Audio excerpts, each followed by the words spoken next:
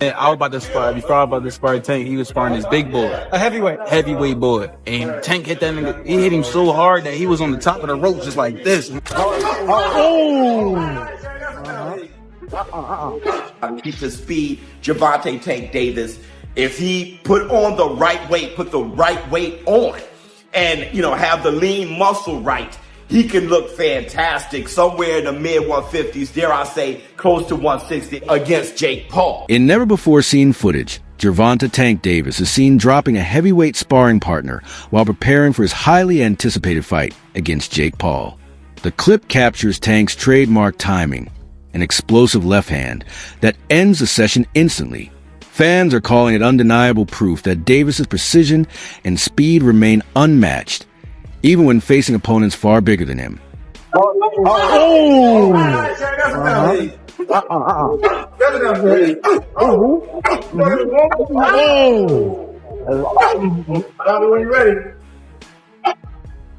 Boxing analyst Showbiz the Adult predicts that Gervonta Davis will enter the ring at around 154 pounds for his bout with Jake Paul, brushing off claims that Tank will be too small to compete. He explains that Davis has walked around that weight before, so it's not new territory. Showbiz also adds that Tank has trained at 160 pounds in the past, meaning the move up isn't as drastic as critics think. According to him, Davis's years of sparring with larger fighters have sharpened his timing, reflexes, and counterpunching skills. That experience, paired with his explosive power and high boxing IQ, gives him the upper hand in this matchup. Confident in his outlook, Showbiz boldly declares that Jake Paul's size won't help him once Tank lands clean, predicting that Gervonta Davis will knock him out with ease. 50s, dare I say, close to 160 against Jake Paul. And dare I say it, I think that's the right thing for him to do. Why? I've been saying this. Number one, fighters need to start fighting closer to their walk-around weight. They're just healthier that way. They're just better and healthier that way. I mean, I know it's probably surprising them too. Like, that was the best I've seen Terrence Bud Crawford. Lamont Roach, he's fighting Pitbull at 140, coming from 130 and a pissed up at 135. You have Shakur Stevenson talking about fighting Teofimo Lopez. They're very close to making that fight at 140. And I think all of them would look their best there, especially Roach, where he ain't knocking nobody out down there at 130. But I bet you he'll be swatting far more at 140. Gervonta Tank Davis, I think, just like the others, fighting closer to your walk-around weight is just going to be one of the better performances for Gervonta Tank Davis. He's going to learn a lot about his body. He's going to learn a lot about himself and where he should campaign moving forward. Maybe even meeting Roach in that rematch at 140 himself. Also, another reason why I think it behooves him to come in knocking at 160 pounds is because of Jake Paul. It's not like Tank is going to dodge every punch Jake Paul throws, all right? Some of those going to land, and more than likely it's going to land on his guard. Tank is going to have his guard up. We need for him to be solid enough, his foundation and his base solid enough, so when Jake Paul hits him with those shots, he doesn't go flying around the ring. Reports confirm that Tank has been sparring with much heavier opponents in preparation for the Jake Paul fight. However, this is nothing new for him. From the start of his career, Davis has tested himself against bigger fighters to fine-tune his precision and timing. With his incredible power and ring intelligence, he's always managed to handle larger opponents without issue.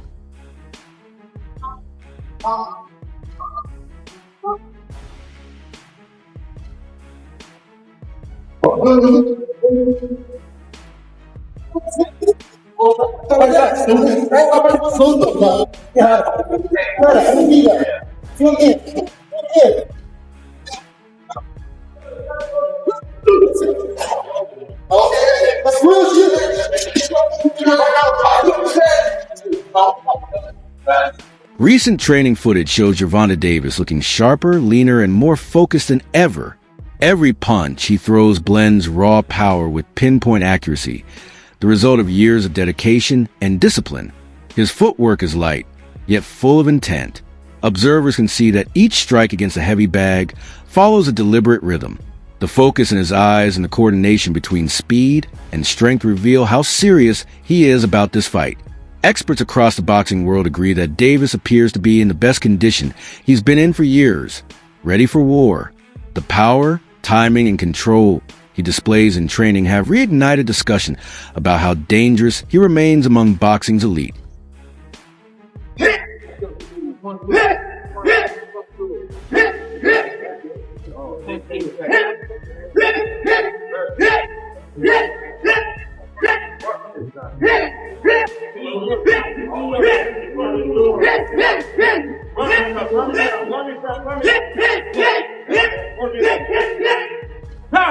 One of the biggest topics surrounding this fight is the weight difference. Some believe Jake Paul's natural size gives him an advantage, while others argue that Tank's skill will neutralize it.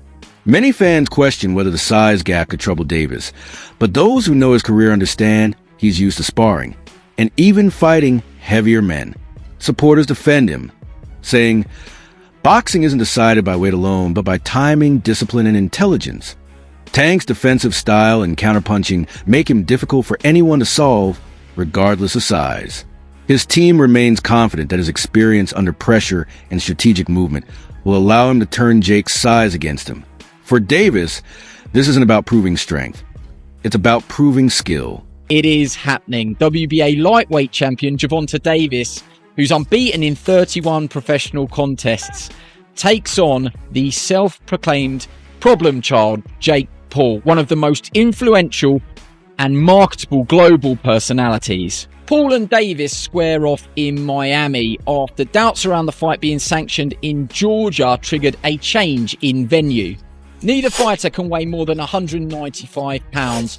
The weight is perhaps the most surprising factor. Paul has boxed most of his career around 200 pounds, the cruiserweight limit, but did tip the scales at 227 pounds when he faced off against Iron Mike Tyson last year. Davis, much smaller in stature, competes at the 135 pound mark and has also won world honours at super featherweight. And despite some discussions about possibly dropping down to 10 ounces, the pair seem set to wear 12-ounce gloves. And in terms of distance, despite the exhibition tag, the fight will play out over 10 3-minute rounds with 3 scoring judges at ringside, but the result will not be officially recorded on their professional record. Lamont Roach has been vocal about his issues with Davis, hinting at unresolved tension between them. His recent remarks have sparked conversation among fans and analysts, many of whom detect bitterness in his tone. Some suggest Roach's frustration may come less from personal conflict and more from envy of Tank's success and financial rise. The two once shared mutual respect, but Roach's words now sound personal. Observers believe he's struggling to accept how Davis continues to dominate headlines and command massive paydays, while others fade into the background. Boxing commentators agree that when fame and money enter the equation, rivalries can become emotional. Davis, however, doesn't seem bothered. He remains quiet, focused, and fully devoted to training, letting his work in the gym speak for itself. Off rip, the question is direct.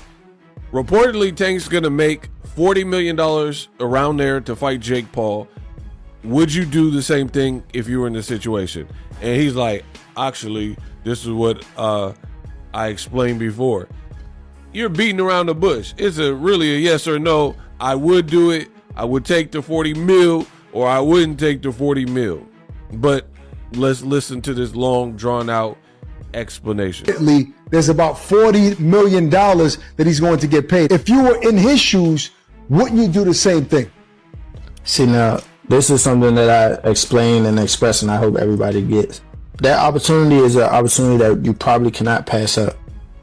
But it's about how you handle it. It's about how you go about it. A lot of people don't know that he actually exercised his rights to the rematch, so that contractually binds us to a fight. You cannot breach that unless you do what you have to do to handle the business, to be like, okay, well, we mutually agree to let you move on and or swindle around and fight Jake Paul for this money. If you think I'm going to sit back by the wayside and sit there and be like, well, even though I'm contracted to fight this guy for this amount of money on this certain day, I'm just going to sit here and be cool with, oh, he might not ever fight me, and he's going to go fight and get paid and get this money, and I'm not supposed to get anything? Boxing experts have repeatedly pointed out that Davis doesn't receive enough recognition for what he's achieved. They note that his opponents often gain fame after facing him, which speaks volumes about his influence in the sport. Fighters who were once unknown become household names simply because they share the ring with him. This trend underscores Davis's star power and his ability to elevate anyone he faces. Critics who say he hasn't fought strong enough opponents are reminded that his presence alone can change a fighter's career.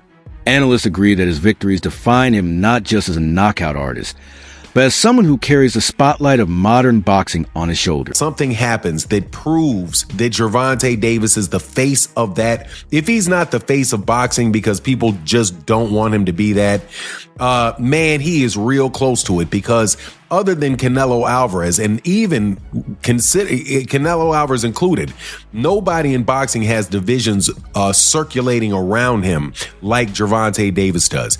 And that was proved during this Lamont Roach versus Pitbull Cruz announcement for their pay-per-view. Just think about this. Gervonta Davis, they always say that Gervonta Davis has a poor resume, but yet Gervonta Davis, guys that fight Gervonta Davis, lose to Gervonta Davis, or get a draw to Gervonta Davis, can fight one another and make an anticipated pay-per-view between the two of them. Because that fight with Pitbull Cruz is a very, very popular fighter with Mexican fight fans. Lamont Roach got a lot of name exposure with black fight fans and Mexican fight fans and white fight fans, all with his draw that he got against Gervonta Davis. Now they believe that this is going to be able to be a profitable endeavor for a pay-per-view. Now, let me also tell you that Rolly Romero, who was somebody else that Gervonta Davis fought in the past, will be on a pay-per-view that's going to be successful, most likely, when he defends his WBC. Fellow boxer Stephen Fulton stepped forward to defend Davis against accusations that he's fighting only for money. Fulton explained that every fighter has a right to secure their future after years of risking their body in the ring. He reminded fans that Tank has already proven his greatness, winning world titles and delivering unforgettable performances. According to Fulton, pursuing high-profile fights now is completely justified. Fighters deserve to balance legacy with financial stability, especially when their careers can end abruptly. His comments reinforce that Tank's choices come from wisdom, not greed. The support from a respected champion like Fulton. Body in that position would have taken that fight, especially with the payout. It's like, that's a no-brainer. But I understand. I still feel for Lamont. That's my boy. Like, he still want his rematch. But then when you be realistic about the money situation, you're changing your whole family life. Like, you know what I'm saying? It's people hate on it because they're not in that position. I'm not saying Lamont. I'm speaking like other boxers. Be like, oh, he this for that. He's this. It's a side quest. It's a little side quest. Because what happened when Floyd and all these guys went on WWE, but then they get right back to what they doing? You know what I'm saying? So it's just like, it's another little side quest. I'm all for people just getting their money. So get the best, make the most that you can out of this entertainment world. Because, I mean, I don't know. I would have done it as far as the money aspect, because none of us would deny that money.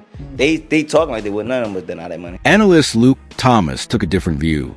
While he praised Davis's knockout power and technical brilliance, he also noticed something different this time. During interviews and appearances, Tank didn't show the same intensity he usually has before a major fight. Thomas observed that Davis seemed unusually calm, almost attached, as if this fight didn't push him emotionally. To Thomas, it looked like Tank saw the match as more a financial move than a true test of skill. He suggested that the hype surrounding Jake Paul, rather than the competition itself, might be what drew Davis in. Still, Thomas admitted that even a slightly unmotivated Davis remained off the path, but this one is not. It's not like someone else, in a similar weight. It's like completely the opposite, and so that makes it, I think, look and feel weird. And then on top of it, obviously, Gervonta's got other business to handle. He looked to me, Gervonta, absolutely, completely disinterested. Even at the beginning of this year, and even at the pre-fight Lamont Roach stuff, Tank was talking about how much time he has left in boxing, and he was sort of wasn't much. I mean, the Lamont Roach fight, I mean, it blew up in his face, but Lamont Roach was cherry picked. I think Tank thought, I'll just fight another guy from, the mid-Atlantic area who's, remember Roach came up from 30 to 35 to fight him, and Tank thought he was just going to cruise, and then it blew up in his face, and you're left with that. So like, you're making a point about like, he's got this obligation. That's true, but he was already fucking around. He was already taking opponents that, again, I think Roach showed everyone that was a mistake, but put yourself in Tank's mind. Tank was taking a fight against someone he was clearly, in his mind anyway, better than, and was just going to cruise. So he was already in that state. Then you marry that with statements like, I don't know how much longer I'm going to be doing this, and blah, blah, blah. And, I'm worried about going to therapy because it'll take away my competitive edge. While some see this bout as a money-making opportunity, others view it as a personal statement from Gervonta Davis. He's not stepping into the ring for fame. He's stepping in to remind everyone that real fighters can dominate any platform, whether inside the ropes or on social media. Winning this fight wouldn't just strengthen his legacy. It would also prove that skill and discipline still matter more than popularity. Davis knows that his audience includes both hardcore boxing fans and casual viewers drawn in by Jake Paul. For him, this fight is a chance to refocus attention on genuine competition. If he wins convincingly, it will send a clear message that real talent still... Jake Paul fight. And what he said was, look, man, do not pick against Jake Paul, because he didn't believe that any of the fights that Jake Paul have had to date really have been a real thing. And that the boxing world is looking for that great WHITE hype. And Jake Paul is going to be that guy, even though he really can't do it in a real boxing match. So he was basically reflecting and saying that he, the saying where they say, believe half of what you hear, half of what you see, and none of what you hear. He adjusted it to say, don't believe anything you hear and anything you say, anything that you hear and anything that you see. And honestly, man, when it comes to internet boxing, YouTube boxing, and what people say is going on in the media, without a doubt, I think Charleston White is 100% right about that. Don't believe anything you hear. Don't believe anything you see. Wait to see how things play out, and ultimately everything will come out in the wash. Well, going into this fight with Gervonta Davis, I had my concerns about the fight because of the same type of reasoning that Charleston White used, except for mine is slightly different. I don't think that either one of these guys are going to try to do too much damage to each other. Number one, because if it's scripted, which more than likely to an extent it will be, Gervonta Davis is not going to put himself in a situation where Jake Paul is going to actually be able to hurt him. That's all for today's video. Thanks for watching, and stay tuned for more updates. Until next time.